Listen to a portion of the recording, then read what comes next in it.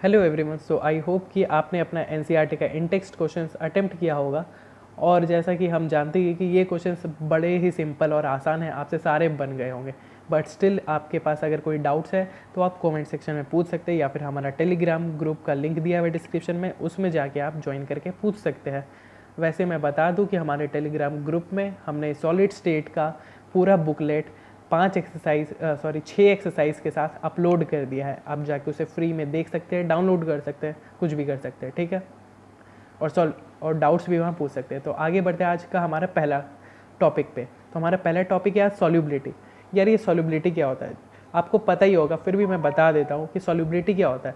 Solubility जो होता है maximum amount of solute that can be dissolved in a particular solvent eight a particular temperature and pressure is called solubility. देखो, अगर जैसे चीनी और पानी है, ठीक है, हम वाटर और शुगर का सॉल्यूशन लेते हैं, हम क्या करते हैं, वाटर में शुगर ऐड करते जाते हैं। एक टाइम ऐसा आता है जब शुगर जो है डिज़ोल्व होना बंद हो जाता है, तो वो जो मैक्सिमम अमाउंट ऑफ शुगर यानी maximum amount of solute that can be dissolve, जो कि डिज़ोल्व हो सकता है किस में, एक पर्टिकुलर सॉल्वेंट में, जैसे कि यहाँ पे हमारे पास वाटर था एग्जाम्पल में, एट ए पर्टिकुलर टेम्परेचर, मतलब एक फिक्स टेम्परेचर और फिक्स प्रेशर पे, ठीक है। तो वो हो गया सॉल्युबिलिटी। सॉल्युबिलिटी क्या हो गया, मैक्सिमम अमाउंट ऑफ सॉल्यूट, ठीक है। तो हम देखते हैं कि कैसे डिजॉल्व होता है। तो क्या होता है ना, जैसे ये दो सॉल्वेंट के मॉलिक्यूल्स है, ठीक है।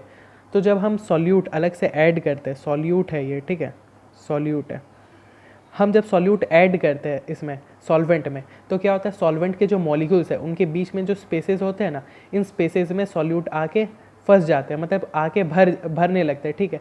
तो थोड़ा थोड़ा करके बहुत सारे भर जाते हैं। तो एक टाइम ऐसा आता है जब इसका जो भी स्पेस खाली था दोनों के बीच में, वो पूरा भर गया सॉल्यूट से, ठीक है। तो वो हो गया उसका सॉल्युबिलिटी, यानी सेचुरेशन वो रीच कर चुका है। लेकिन जब हम टेम्परेचर बढ़ाते हैं, टेम्परेचर जब हम बढ़ाते हैं, तो हम जानते हैं टेम्परेचर बढ़ाने से volume of solution solvent increase होता है। तो क्या होता है, मॉलिक्यूल्स के बीच का जो डिस्टेंस है ना वो बढ़ गया। देखिए, जैसे ये मॉलिक्यूल है ना, उठ के यहाँ आ गया, ये वाला उठ के यहाँ आ गया, ठीक है। जिसके कारण क्या हो गया, अब इस मॉलिक्यूल और इस मॉलिक्यूल में अब क्या हो गया, स्पेस ज़्यादा हो गया, मतलब वॉल्यूम बढ़ गया, जगह और खाली हो गया। तो और अमाउंट ऑफ सॉल्यूट हम ऐड कर सकते हैं। तो इसलिए हम हमेशा सॉल्युबिलिटी पर्टिकुलर टेम्परेचर पे ही बात करते हैं, क्योंकि टेम्परेचर बढ़ाने से सॉल्युबिलिटी और बढ़ भी सकता है, और प्रेशर भी वेरी करने से सॉल्युबिलिटी घट और बढ़ सकता है, ठीक है। So solubility is found at a particular given temperature and pressure only, ठीक है। अब यार ये solubility of solid in a liquid, इसमें क्या पढ़ेंगे हम, ठीक है, अब दिखाते हैं। इसमें एक इम्पॉर्टेंट कॉन्सेप्ट है, ठीक है। तो ये कॉन्सेप्ट क्या है, देखिए कॉन्सेप्ट ये है कि सॉल्यूट और सॉल्वेंट अगर दोनों ही पोलर है तो जो सॉल्यूट है वो सॉल्वेंट में डिज़ोल्व होगा, और अगर दोनों ही नॉन पोलर है तो भी वो डिज़ोल्व होगा। लेकिन अगर एक पोलर है और एक नॉन पोलर है, या फिर एक नॉन पोलर है और एक पोलर है, तो वो डिज़ोल्व नहीं होता। यही इंपॉर्टेंट है। इससे हम जनरली कहते हैं like dissolve like, like dissolve like, ठीक है। मतलब सेम सेम जो होंगे वही डिज़ोल्व होंगे, जो सेम नहीं होंगे वो डिज़ोल्व नहीं होते। ये इंपॉर्टेंट कॉन्सेप्ट है। इनऑर्गेनिक, ऑर्गेनिक और फिजिकल केमिस्ट्री में भी ये वाइडली यूज़ होता है, ठीक है। अब देखिए इस लाइन में आप देख सकते हैं solute plus solvent is in equilibrium with solution. Equilibrium का साइन क्यों दिया हुआ है भाई, इसलिए क्योंकि जब भी हम सॉल्यूट और सॉल्वेंट को मिलाते हैं तो वो इक्विलिब्रियम में प्रेजेंट होते हैं। जैसे कि जब हम वाटर लेते हैं, उसको हीट करते हैं बहुत ज़्यादा, उसको वेपराइज करने के लिए, तो जो वेपर होता है, अगर हम उस कंटेनर को क्लोज करके हीट करें तो जो वेपर और जो सॉल्यूशन है वो एक फिज़िकल इक्विलिब्रियम में होता है। मैं दिखाता हूँ कैसे। देखिए, जैसे ये एक क्लोज्ड आइसोलेटेड कंटेनर है, ठीक है। जब हम, ये मोमबत्ती नहीं है, ऑफ कोर्स कोई भी एक बर्नर है, ठीक है। तो हम उसे अगर हम हीट दे रहे हैं, हीट कंटिन्यूसली दे रहे हैं, मान लीजिए ये वाटर है, तो क्या होगा, धीरे धीरे ये जो वाटर है इवापोरेट होके वेपर में चेंज होगा। और जैसे ही आप जानते हैं कि जैसे ही वाटर मॉलिक्यूल्स या वाटर वेपर जब कंटेनर को स्ट्राइक करेंगे, तो स्ट्राइक करने के बाद वो अपना एनर्जी लूज़ करते हैं। कौन, वाटर वेपर मॉलिक्यूल्स अपना एनर्जी लूज़ करेंगे। तो लूज़ करेंगे तो वापस से वेपर से कहाँ आ जाएंगे, लिक्विड में आ जाएंगे।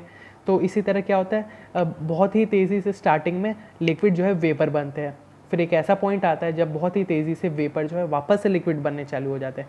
तो ये प्रोसेस दोनों साइमल्टेनियसली कंटिन्यू होता है, वेपर का बनना और वेपर का वापस पानी बनना कंटिन्यूड रहता है, ठीक है।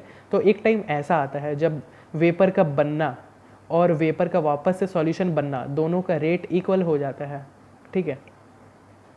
देखिए क्या होता है, rate of vaporisation is equals to rate of condensation. तो ये क्या हो गया, इक्विलिब्रियम में हो गया।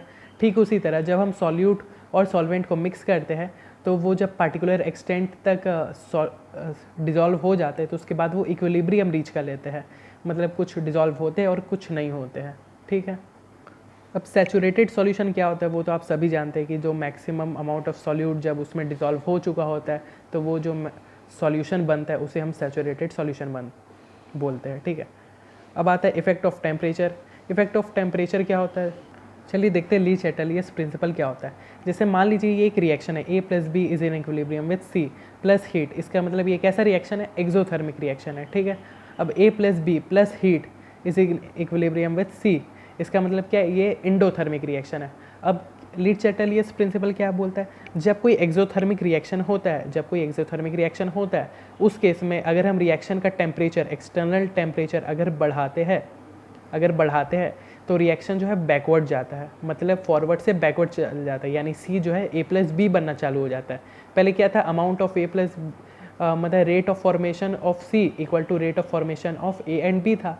लेकिन जब हम एक्सोथर्मिक रिएक्शन में टेम्परेचर बढ़ा रहे हैं तो rate of formation of A and B बढ़ जाता है और rate of formation of C जो है घट जाता है। इसका मतलब रिएक्शन जो है बैकवर्ड जाने लगता है जब हम टेम्परेचर इंक्रीज़ करते हैं। ठीक है। और उल्टा ही होता है जब हम टेम्परेचर डिक्रीज़ करते हैं, मतलब जब टेम्परेचर डिक्रीज़ करेंगे तो रेट ऑफ फॉरवर्ड रिएक्शन बढ़ जाएगा। ठीक है। अब उसका उल्टा है इंडोथर्मिक रिएक्शन में। देखिए इंडोथर्मिक रिएक्शन में ली चैटलिस प्रिंसिपल क्या बोलता है कि जब हम टेम्परेचर यहाँ पे बढ़ाते हैं, टेम्परेचर इंडोथर्मिक रिएक्शन जब हम बढ़ाते हैं तो रिएक्शन जो है फॉरवर्ड जाता है, और जब हम टेम्परेचर डिक्रीज़ करते हैं तो रिएक्शन जो है बैकवर्ड जाता है। अब आप इसे याद कैसे रखें, ये तो इतना कॉम्प्लेक्स सा चीज़ है, तो चलिए देखते हैं। देखिए सीधा सा बात है, हीट आप सबसे पहले रिएक्शन के हिसाब से हीट लिख लीजिए। कहाँ पे हीट एक्सोथर्मिक है तो हीट रिएक्ट प्रोडक्ट साइड लिखना है, और हीट अगर एंडोथर्मिक है तो यहाँ लिखना है। ठीक है। जब हम टेम्परेचर बढ़ा रहे हैं तो टेम्परेचर हीट से रिलेटेड है, तो जब टेम्परेचर बढ़ा रहे हैं तो प्रोडक्ट का अमाउंट क्या हो रहा है, बढ़ रहा है। तो प्रोडक्ट का अमाउंट बढ़ रहा है तो वो कहाँ जाना चाहेगा, रिएक्टेंट साइड जाना चाहेगा, तो इसलिए ये बैकवर्ड जाता है। ऐसा ये कोई रीज़न नहीं है, मैं बस इसे याद रखने का तरीका बता रहा हूँ।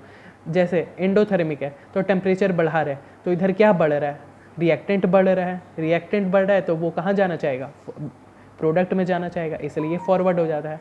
और अगर टेम्परेचर डिक्रीज़ करते हैं तो रिएक्टेंट क्या हो रहा है, कम हो रहा है, तो रिएक्टेंट कम होगा तो क्या होगा, प्रोडक्ट जो है रिएक्टेंट बनना चालू हो जाएगा। इस तरह करके आप इसे याद रख सकते हैं। ये एक जस्ट एक टॉपिक है, इसके बारे में ज़्यादा कुछ जानना ही नहीं है। इक्विलिब्रियम जो चैप्टर होगा ना उसमें इसके बारे में डिटेल्ड में खाली यही प्रिंसिपल ही पढ़ना है हम लोग को, बहुत कुछ पढ़ना है इसमें, तो इसके बारे में वो पूरा डिटेल्ड एक पूरा का पूरा लेक्चर ही होगा। ठीक है। तो इसके लिए वेट कर ले। अब एक इम्पॉर्टेंट सा टॉपिक है, क्या है, solubility of gas in a liquid. देखिए कोई भी गैस जो है लिक्विड में डिज़ोल्व होता है, इतना आसानी से नहीं होता है। आपने सुना ही होगा जैसे जो सोडा के कैंस होते हैं या फिर कोल्ड ड्रिंक्स के बॉटल्स होते हैं, वो सब को जब हम सील्ड पैक को जब खोलते हैं तो उसमें से फटाक से एयर निकलता है। ठीक है ना, झाग बनने लगता है, फोम बनने लगता है, फोम नहीं बनता मतलब झाग बनने लगता है। ठीक है। तो एक्चुअली में वो जो गैस अचानक से इतना सारा निकला, वो कैसे निकला, मतलब वो इतना सारा गैस अंदर में डिज़ोल्व कैसे था, वो हम इस टॉपिक में पढ़ेंगे। तो क्या होता है, गैस जो है ना इतने आसानी से लिक्विड में डिज़ोल्व नहीं होता है, उसके लिए हमें एक्सटर्नल प्रेशर लगाना पड़ता है। तो इसी को जानने के लिए हमारे पास आता है हेनरीज लॉ। तो ये हमारा आज का सबसे मेन टॉपिक, हेनरीज लॉ। अब हेनरीज लॉ क्या बोलता है, देखिए ये क्या है ना, एक पिस्टन है, ये जो आप देख रहे हैं ये एक पिस्टन है। ठीक है। और ये एक कंटेनर है, कंटेनर के अंदर कुछ लिक्विड रखा हुआ है और कुछ गैस मॉलिक्यूल्स है। ठीक है, कुछ गैस मॉलिक्यूल्स है, ये इसी लिक्विड के गैस मॉलिक्यूल्स हो सकते हैं या किसी और कोई भी, उससे प्रॉब्लम नहीं है। क्या होता है ना, जब हम एक्सटर्नल प्रेशर लगा रहे हैं, जब फोर्स हम लगा रहे हैं या फिर एक्सटर्नल प्रेशर हम बढ़ा रहे हैं, तो देखिए ये जो डॉट डॉट है ये गैसियस मॉलिक्यूल्स है, ये लिक्विड सॉल्यूशन है।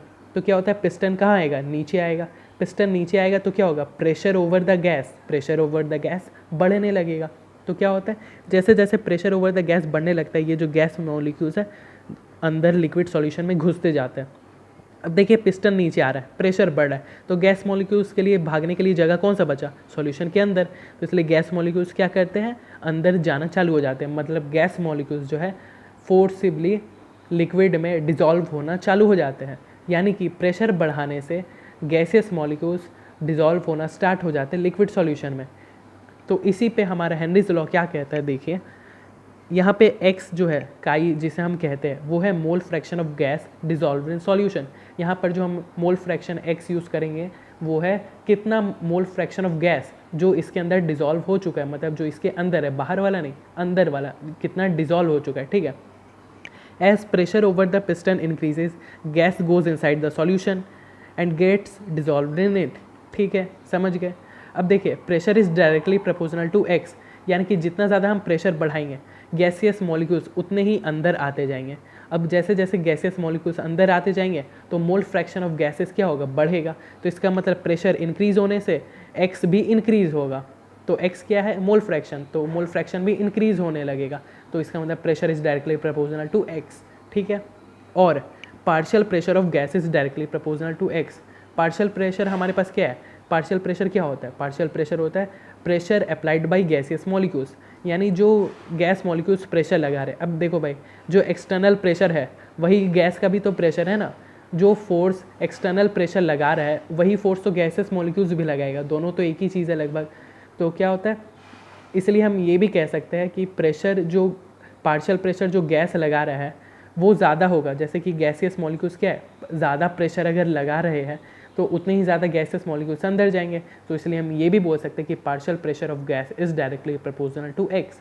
ये कहाँ से डिराइव हुआ, ये वाला यहीं से डिराइव हुआ, ठीक है, प्रेशर है और ये पार्शियल प्रेशर है, एक ही बात है। तो अब हम क्या करेंगे, ये जो प्रोपोर्शनैलिटी है इसको इक्वेशन में बदलने के लिए हम इसमें इक्वल टू लगाने के लिए एक प्रोपोर्शनैलिटी कांस्टेंट लाते हैं। जैसा कि परंपरा अनुसार हम क्या करते हैं, जिस भी साइंटिस्ट ने इसे डेवलप किया होता है उस कांस्टेंट को उसी के नाम से रख देते हैं। वैसे ही P equals to KH into x, ये KH क्या है, ये कांस्टेंट है प्रोपोर्शनैलिटी का। KH क्या बोलते हैं, हेनरिस कांस्टेंट, ठीक है। तो हमारे पास एक इंपॉर्टेंट फॉर्मूला है P equals to KH into x. तो देखिए NCERT में हेनरीज लॉ का स्टेटमेंट क्या है, ठीक है।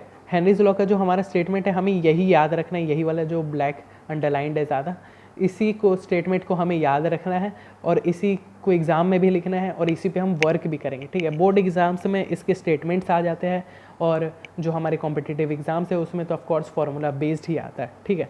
तो क्या कहता है, the partial pressure of the gas in vapour phase is proportional to the mole fraction of the gas in the solution, ठीक है। जो हमने लिखा था, जो हमने निकाला था वही चीज़ यहाँ भी लिखा हुआ है कि the partial pressure of the gas, जो गैस का पार्शियल प्रेशर होता है वो डायरेक्टली प्रोपोर्शनल होता है किसके, मोल fraction of the gas in the solution, यानी x के, जो मोल fraction of the gas in the solution है, ठीक है। तो चलिए आगे बढ़ते हैं। अब हमारे पास इंपॉर्टेंट पॉइंट्स है इस हेनरीज लॉ के ऊपर जिसे आपको मस्ट याद करना है और इसके एप्लीकेशंस भी हम देखेंगे, ठीक है। एज KH इंक्रीजेज, यानी वैल्यू ऑफ KH जो है इंक्रीज होता है एट कांस्टेंट प्रेशर, जब हम प्रेशर कांस्टेंट कर दे रहे हैं। देखिए फॉर्मूला में क्या है, P equals to KH into x, हम क्या करें, प्रेशर को कांस्टेंट कर दे रहे हैं और KH का वैल्यू इंक्रीज कर रहे हैं। अब देखिए कांस्टेंट इक्वल्स टू वेरिएबल नहीं ना हो सकता, तो कांस्टेंट है और KH हम इंक्रीज करें तो क्या होगा, ऑब्वियस सा बात है कि x डिक्रीज करेगा। ये P हमारे कांस्टेंट है और KH को हम इंक्रीज करें तो x ऑटोमेटिकली डिक्रीज करेगा। तो वही चीज़ लिखा हुआ है, जैसे जैसे हम x का वैल्यू KH का वैल्यू इंक्रीज करें x का वैल्यू डिक्रीज कर रहा है, hence amount of the gas dissolved in the solution decreases. देखिए x क्या है, अमाउंट ऑफ गैस या फिर मोल fraction of the gas dissolved in the solution. तो जैसे जैसे KH बढ़ रहा है वैसे वैसे x घट रहा है और x घट रहा है, इसका मतलब जो गैस डिजॉल्व्ड है सॉल्यूशन में वो भी घट रहा है। जो सॉल्यूशन में गैस डिजॉल्व था वो क्या हो रहा है, घट रहा है। क्यों, हम लोग KH को बढ़ा रहे हैं एट कांस्टेंट प्रेशर, ठीक है। ये एक इंपॉर्टेंट पॉइंट है, इसका एप्लीकेशन हम नेक्स्ट लेसन में करेंगे, नेक्स्ट लेक्चर में करेंगे इन पॉइंट्स का, लेकिन पहले आप इसको अच्छे से समझ लें, ठीक है।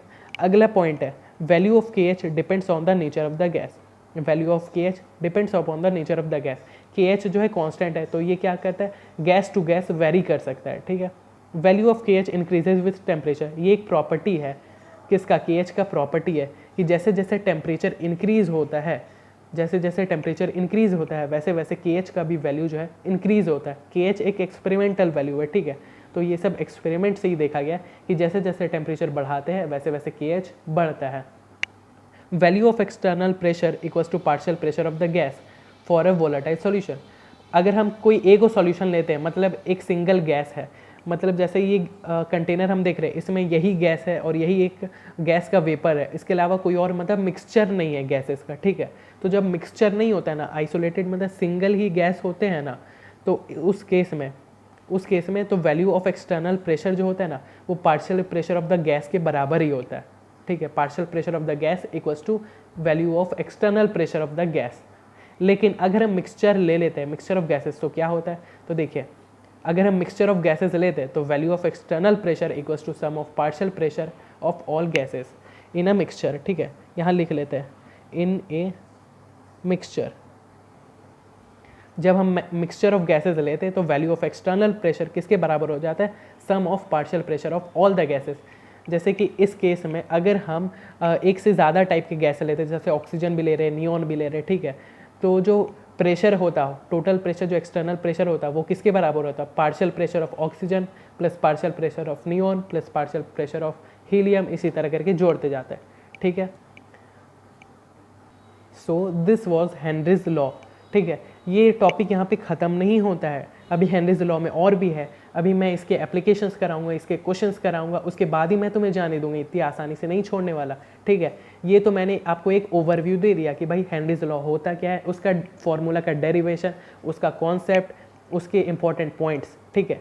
वीडियो लेक्चर लंबा ना हो जाए इसलिए मैं एक साथ सब कुछ नहीं बता रहा हूँ, ताकि आप भी बोर ना हो जाए, क्योंकि हमारा मेन मकसद टाइम को यूटिलाइज़ करना है, टाइम को वेस्ट करना नहीं है, ठीक है। तो अगले लेक्चर में हम क्या करेंगे, हेनरीज लॉ के अलग अलग एप्लीकेशंस हैं, जैसे कि फ़िश जो है कोल्ड वाटर में रहना क्यों पसंद करते हैं in spite of hot water. फिर जो हमारे पास अलग अलग बीमारियां होती है, जैसे माउंटेन्स पे जाने से ब्लीडिंग होने लगता है, या फिर ऑक्सीजन का कमी के कारण हमें सांस लेने में परेशानी होती है जब हम हाई एल्टीट्यूड्स पे जाते हैं। फिर जो बेंड्स नाम का एक मतलब प्रॉब्लम होता है वो क्यों क्रिएट होता है, इस सब तरह के एप्लीकेशंस करेंगे, उस पर क्वेश्चंस करेंगे, ठीक है। तो हेनरीज लॉ का एप्लीकेशन और क्वेश्चंस हम अगले अगले लेक्चर में करेंगे, ठीक है। So stay tuned with us, follow triose and do your homeworks regularly. I hope कि आप अपना NCERT line by line daily पढ़े रहे होंगे, ठीक है। So wish you all the best and thanks for having patience.